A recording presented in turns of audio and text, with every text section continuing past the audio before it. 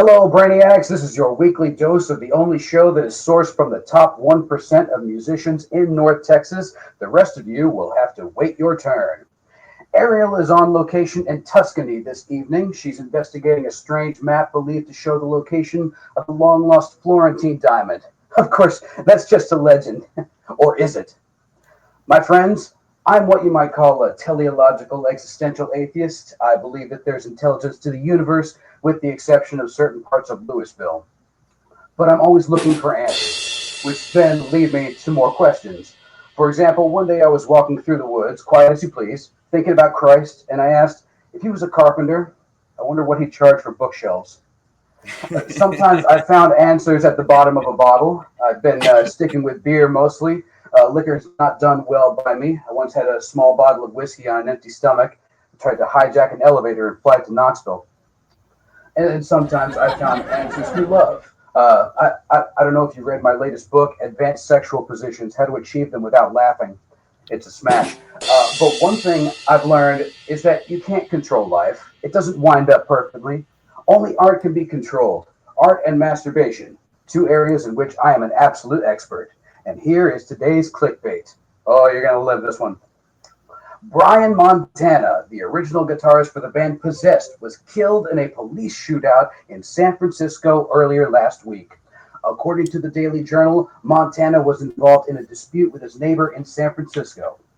Authorities said it started because Montana was bothered by the neighbor's tree branches and leaves falling in his yard.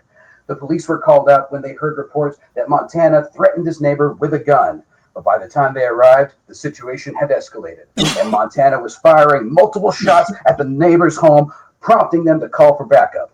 Montana then fired at the police from his driveway, seeking cover between vehicles and landscaping, but was ultimately shot dead on the scene. He was 60 years old. District Attorney Steve Wagstaff said on the shooter's side there was some alcohol involved. No shit. This situation right here screams booze, meth, or Ambien. So next time you have a dispute, just write them endless deranged messages in your own blood. They'll come around eventually. Just be like, don't you see, neighbor? Before I let you drop your leaves on my car one more goddamn time, I'll see us both rot and burn in hell, and then rot some more, until we're both the mulch that makes up the fertilizer in the devil's garden. I brought condoms, too, in case this whole situation doesn't pay off. In local news, this just in from our brother Brandon Stormborn. Help! I need a bassist. DM me. I'm ready to plow. I don't know what the hell that last part meant, but the long and the veiny of that message is bassist, metal, Stormborn, plow. All right, folks, the secret of staying young is to live honestly, eat slowly, and lie about your age. And with that, please welcome to the stage Grimrock. How are you, sir? I'm rocking, man. I appreciate the opportunity to be here. Yeah. The pleasure is all ours, man. Ladies and gentlemen, Grimrock comes straight from a time zone in which we are not a part of. You're actually out of Pittsburgh. Is that correct, sir? Yep, I'm in Pittsburgh, so I'm in Eastern time. Nice. Very cool.